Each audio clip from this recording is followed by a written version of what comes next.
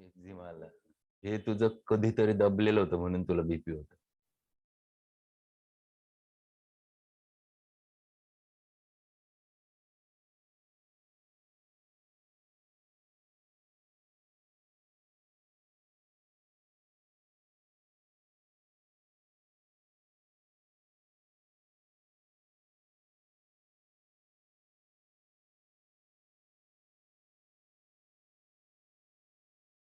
Good evening, sir.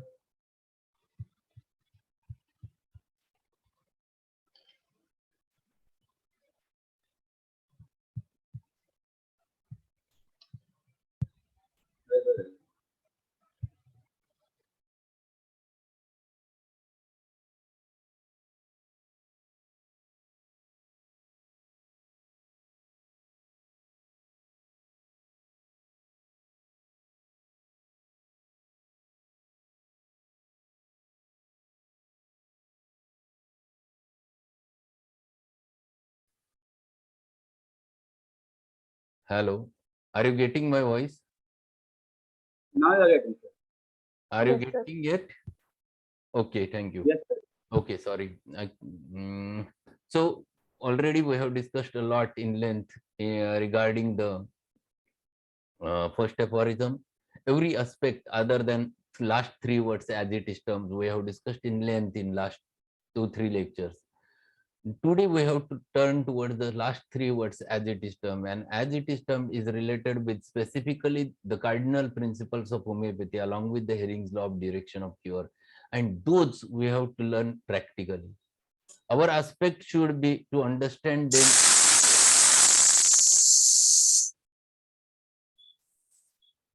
Our aspect is to understand all those cardinal principles practically, and this is what I want to teach to you. I don't want that it should be a college lecture or just to write down an answer. It is not like that. It should be for students, but for those who are the practitioners, for them, this is too important to understand all those aphorisms, all those cardinal principles in detail, and so that we'll take one by one. So as it is termed, when he uses this terminology, he wants to explain about the cardinal principles of homeopathy along with the Hering's law of direction of cure. And when you think about the first cardinal principles, as we have already discussed while discussing the definition of a homeopathy, that it is the law of similars. So first cardinal principle is the law of similars, and law of similars, which already I have given to you on day first, it is nothing but a drug capable of producing in a healthy individual a disease state exactly similar to that happens in a diseased individual, acts as a curative agent if the disease is in a curable state. My suggestion is that you write it down, because every word from this definition has a meaning. If you're writing, I will again tell you, law of similars states that a drug capable of producing in a healthy individual a disease state exactly similar to that happens in a diseased individual, acts as a curative agent if the disease is in a curable state. Likewise, the first aphorism, this definition has a lot of meaning. Generally, we never understand this. We just mug it up for the exam point of view. And what define how the Hahnemann defined has a lot of meaning behind it. He says over there directly, a drug capable of producing in a healthy individual a disease state. And this word which we forget, which we never understand properly. We understand disease, we understand symptoms, we understand many things, pathology, but we never understand what is the state. And unless and until you understand the state, you are not going to treat the patient properly. We have to understand two aspects of the human life. One aspect is constitution, another aspect is the state. Two are totally different. On Sunday's lecture, I have made it clear to all of you that state is rather different. State is ever changeable entity. State varies from individual to individual. State varies from in one individual from time to time, and it is so variable that after 5 minutes you might find a different individual because the state changes. But constitution will not going to change so fast. So whenever patient enters inside your clinic, he enters with his that specific state, and for that state you have to find it out a remedy. So question arises, what do you mean by state? State is the hidden entity behind the symptoms which defines the human being. Think over it. State is the hidden entity behind the symptoms expressing the individuality of an individual is the state. Means what? If I utter 3 words, what has happened to you? What has happened to you? Hey, what has happened to you? Words are same. The man behind those words is a different individual. In first, it is a sympathetic tone is there. So man behind the words was sympathetic. In the second, the man behind the words was a straightforward. For the purpose of just for understanding, he asked the question. In the third sentence, again the words were same, but the tone was rather very high pitched. It is very top, showing the pride behind that, showing something superiority behind that, and that's what the third entity was there. So state is hidden like this. State is behind the symptoms. When a patient enters inside your body, inside your clinic, the way he expresses his symptoms is the state. He expresses in his words, he expresses in location, he expresses it through sensation, he expresses it through the modalities, he expresses it through the concomitants, he expresses it with causative modality, he expresses it with his state of disposition through the mind. So when he enters, he expresses something, and that expression you have to catch is the state. So one patient comes to you, he comes to you and enters inside your clinic. And he comes and explains, doctor, please do something. I'm dying, just I'm having very severe chest pain. Do something, please, very important, very urgent.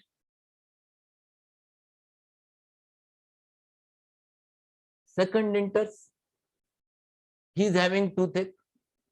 This patient was having the chest pain. Second enters, who is having the toothache. And he enters with the same, doctor, please do something. I'm dying. So please, so severe pain. I cannot sleep. So do something very immediately. Symptom is toothache. In earlier case, the symptom was chest pain. But man behind those symptoms was one and same. Man behind that was in a very in a disturbed state, a mental severe restlessness, a panic, as if happening something turmoil. He was having tremendous fear of death. The pain was so strong that it disturbed him. So state of aconite was there. It is the aconite, it is the panic state. Symptom doesn't matter. Whether it is chest pain, whether it is toothache, whether it is headache, whether it is pain in abdomen. If the state is of the aconite, you have to prescribe the aconite. So you don't have to prescribe for the symptom that he is having chest pain. Chest pain, how the patient presents to you. State is like that. That's what you have to understand. Patient enters in your clinic with such a state. Another patient comes having the chest pain. He sits in front of you and he talks in a different manner. He talks, doctor, shall I feel better? Are you sure? Definitely. I could not sleep whole night. I was continuously moving here and there. I could not sleep. But are you sure? I'm going to get better. And his face is full of anxiety, full of restlessness. He is also having the fear of death. The fear of death is not like the panic state of aconite, but here the anxiety is dominating the fear. In first case, it was the fear dominating the anxiety, or fear and anxiety comes together in a panic manner. So now it has changed. Now the state is changed, having the same symptom, chest pain. But man behind the chest pain is a different one. Man behind the chest pain is now arsenic. See, this is what you have to understand very clearly when you deal specifically with the acutes.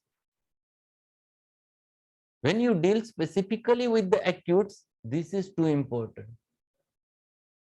I'm not saying you it's the chronics. With chronics also you can go with this method, but with chronics, if you go with this method, then you have to treat that patient stage wise. In such cases, you have to go step up, going from uppermost layer, then the earlier layer, then again earlier layer. So in the reverse order of appearance of the symptoms, the way with which you have to approach if you are dealing with the chronics in such manner. But when you deal with the acutes, the state matters a lot. And state gives you directly a remedy. Here, it is a patient comes to you and he comes and he says, doctor, since yesterday there is severe heaviness in my head. I cannot look down. I'm having very severe pain over here at the glabella. This is the pain and I could not look down. It is so heavy. He's explaining like that. And he pinpoints over here. The state is hidden over here in the tip of the finger. The state hidden over here is the glabellar headache. Here, location defines the state. Location is, it is specifically shifted at the, with the tip of the finger at the glabella. It is specifically denoted at the, with the tip of the finger. Yes, Amit has rightly said, it is Kali bichromicum. But again, here one more thing I want to get clear in your mind. When you think about the remedy, yes, very correct. But in what potency you are going to give it? When this patient is having glabellar headache, why the glabellar headache is there? Why the heaviness is there? It is because of the sinusitis which develops over there. That sinusitis, which is innermost layer of the bone, it is the cavity behind, inside the bone, which gets affected, where the sinus gets blocked. Here, giving Kali Beach in 30-200 will aggravate the patient's state. When you have to reach to the bony level at the innermost level of the bone, then you have to go high. You must use the Kali bichromicum at least 1 m or 10 m. This potency is also useful in such types of cases, and you have to understand. So this is too important to understand, that you have to find it out a state of the patient and you have to match right remedy in right potency. Another patient comes and he talks with the help of sensation. The sensation matters and defines the state. Yes, he explains, and that question you keep it with you. On Sunday session we'll discuss that how will it aggravate if given in low potency. Definitely I will talk about it, but not at present. Keep this question with you. We will have a time on Sunday. Sensation also matters a lot because sensations are individualistic. They're always individualistic. They specifically true for that specific individual.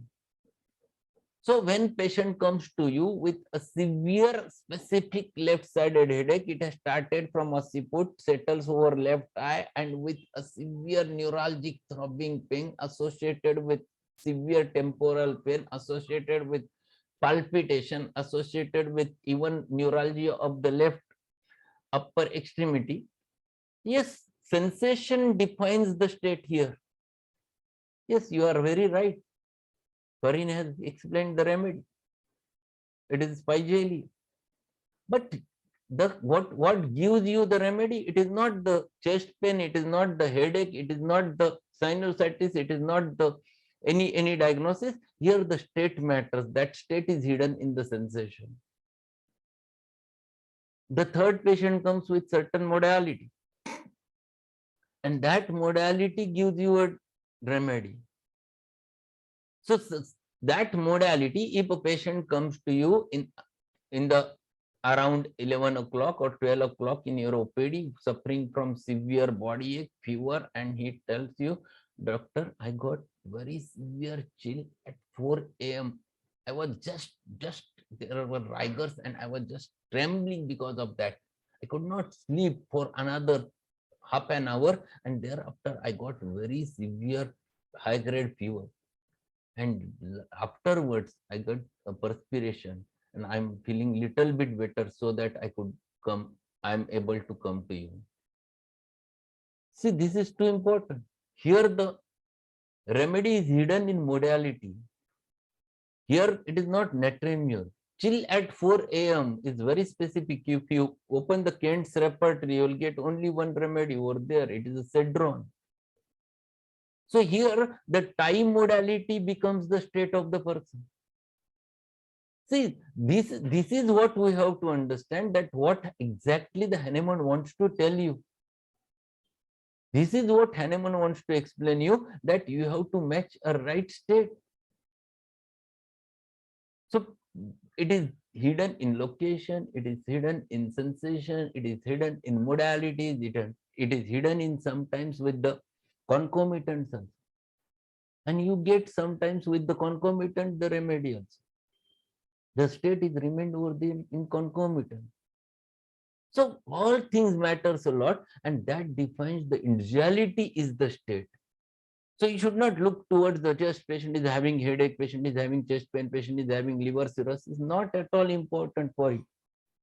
The diagnosis is only for the purpose of understanding the prognosis, but that will not define you the therapeutic diagnosis. Your therapeutic diagnosis is always dependent upon the state of the person.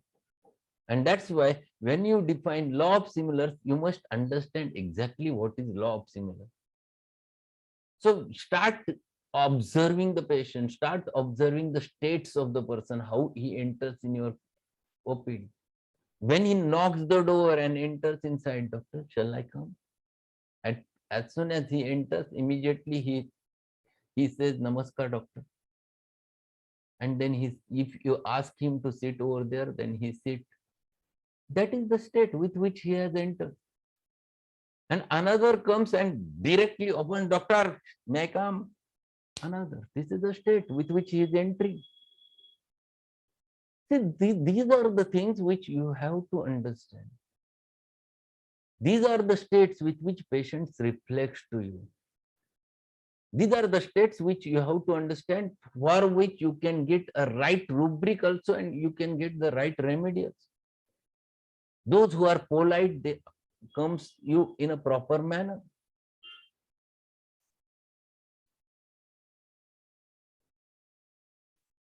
There was one question, sir. This means potency also depends on level of affection, as you said, that sinusitis. Yes, definitely. So one patient enters in your clinic with polite manner. He shows the reverence against you. Another patient is absolutely abrupt, enters directly, abruptly, rough, talks to you in different scenes. That is the state. So you have to understand all those things. That is what is state. So that is what is the law of similars. And law of similars is defined in two ways. First, this is the law of similars, and another is nothing but the nature's law of cure is again a dynamic law of similars. In the 26th aphorism, Dr. Samuel Hahnemann defines the nature's law of cure.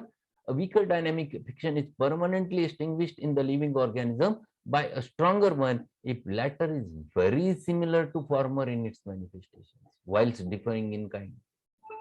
And this law states the dynamic aspects about it. This is too important.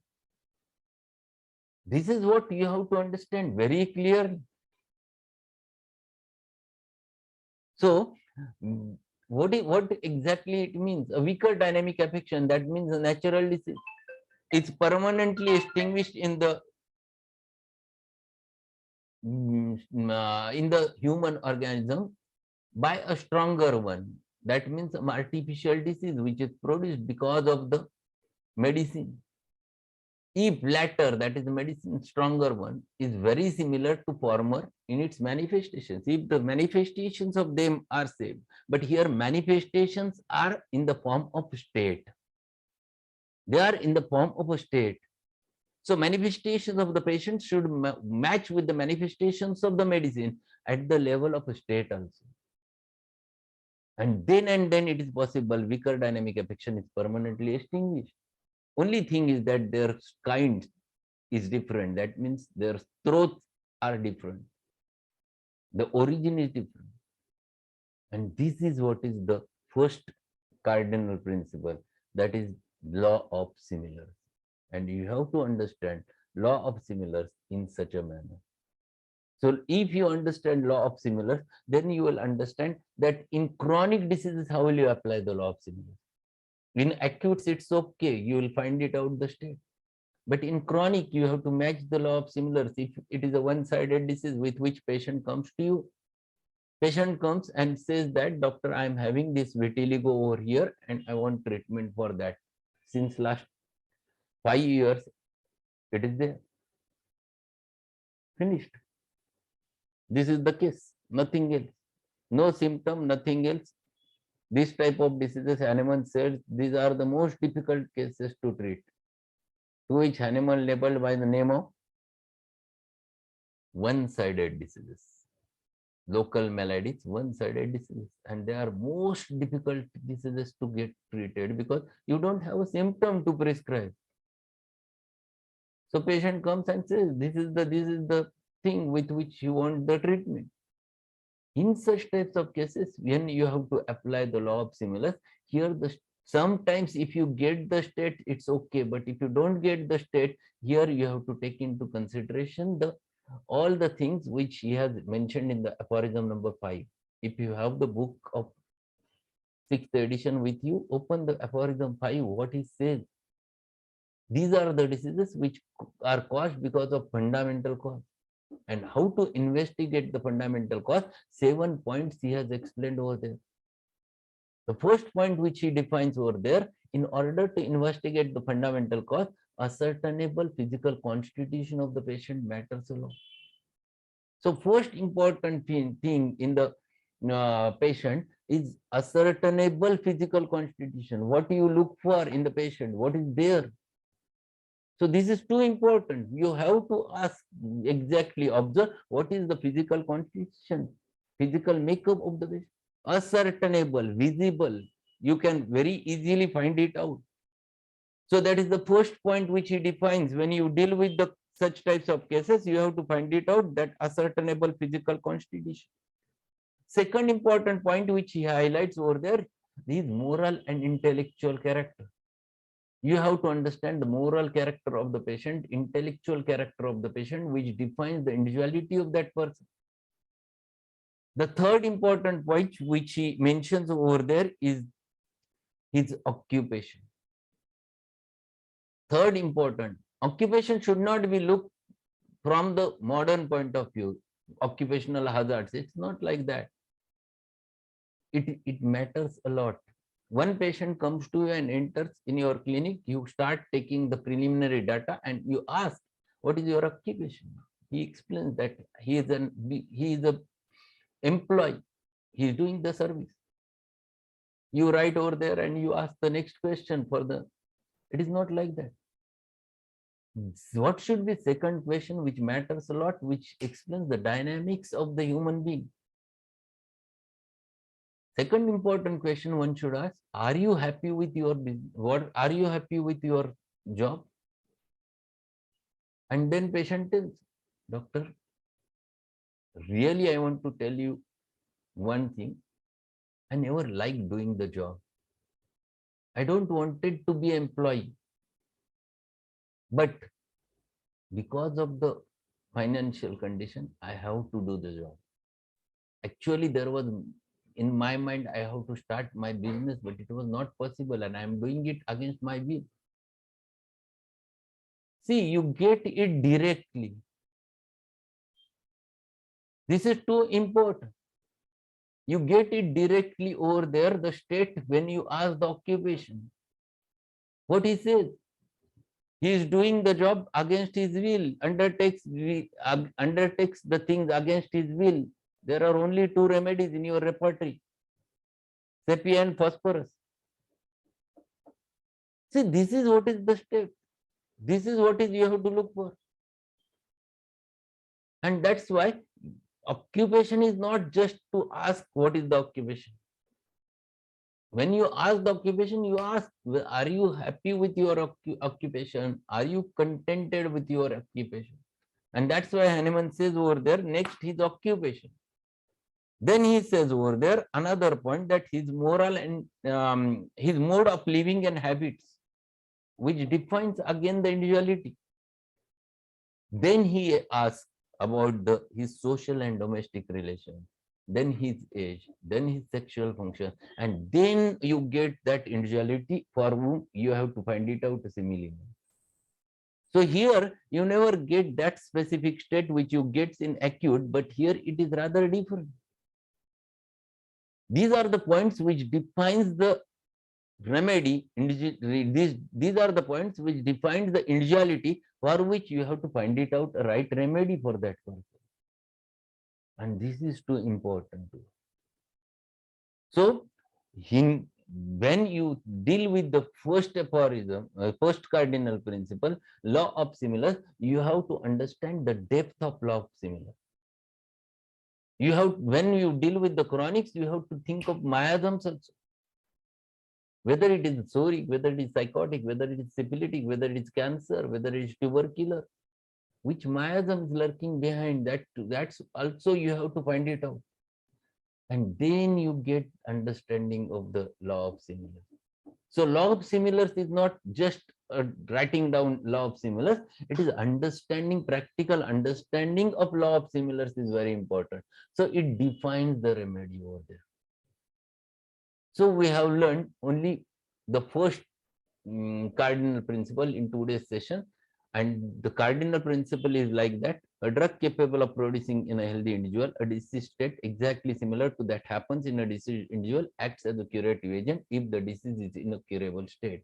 This is, and second one, the dynamic law of similars is nothing but the nature's law of cure given in 26th aphorism. A weaker dynamic affection is permanently extinguished in the living organism by a stronger one, if latter, in bracket, whilst differing in kind, is very similar to former in its manifestation. And this, when you understand by heart, then it becomes simple for you to go ahead. I think today we'll stop over here with the first cardinal principle. Tomorrow we'll give maximum time to understand the second cardinal principle, the law of simplex.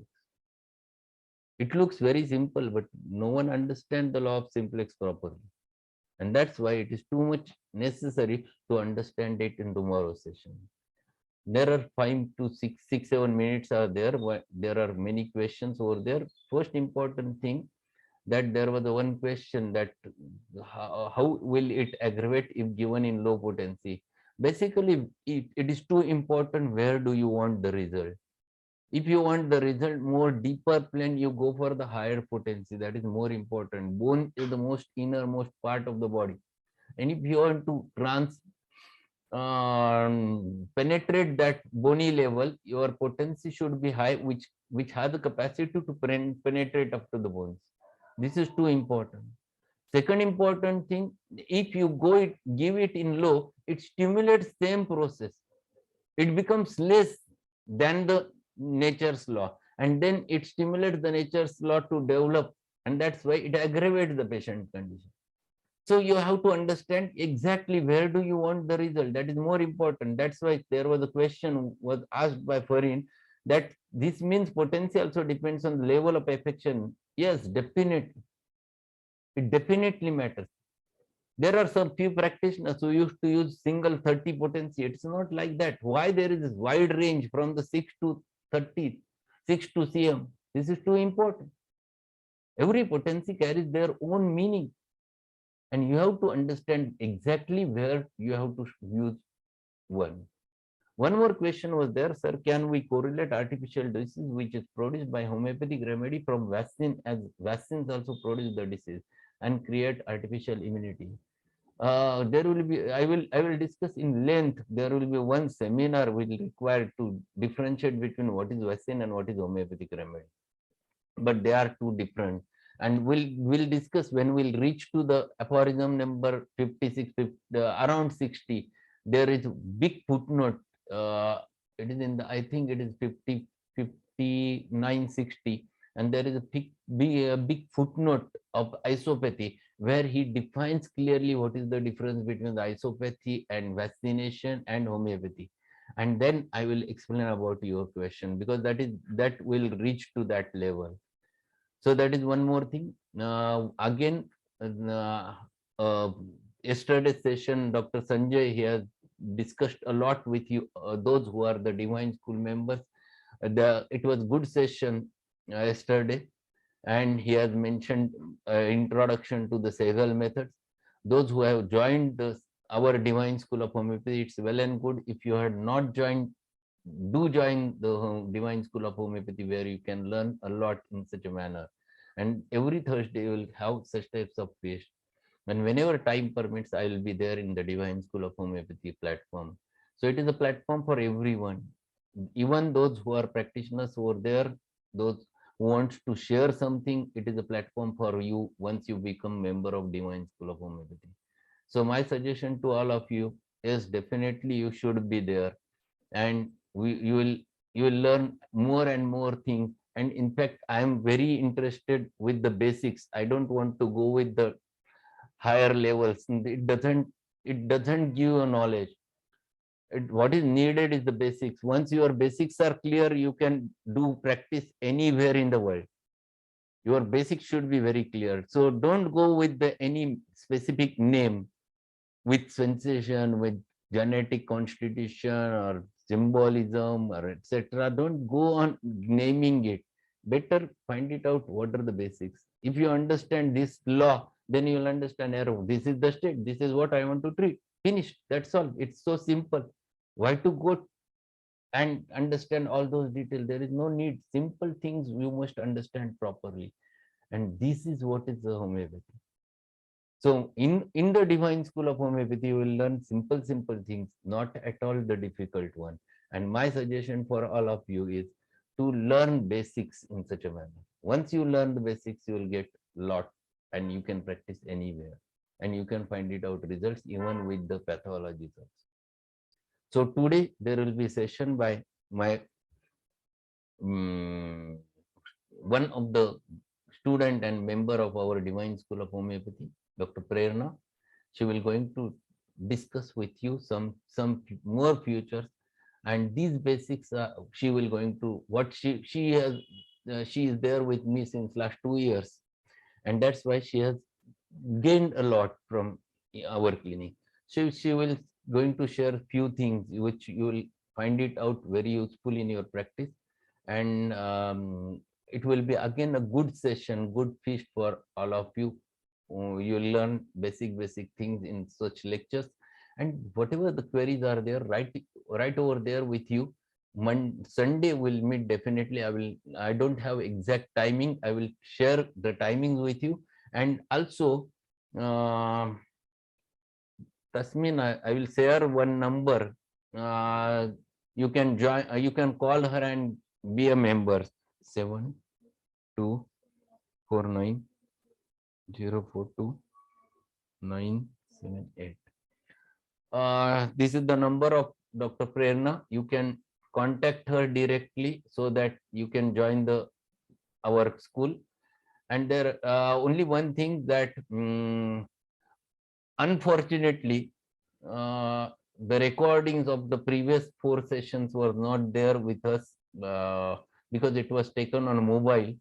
But from today onwards, we'll start it taking it on